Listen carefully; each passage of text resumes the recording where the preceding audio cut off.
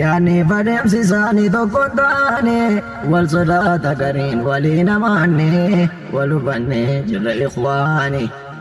Uffanni inni bal'aa mudhii balleessa dhiphoo uffatanii faashina keessa dargaggeessa fitnaa ta'uufi.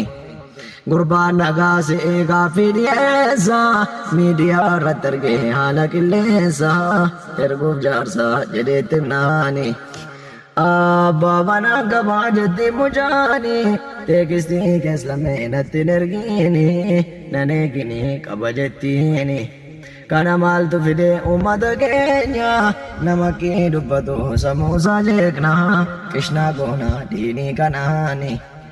Abbaan manaa ta'a baholee gaala isee magaalaa keessa fandalaala yoo galgala walgeenyi isaanii. Afaan jaraa kunoo waliin qajeelu kaballaaf dhiitichoodhaan walaleelu tasan tolu hayaanni isaanii.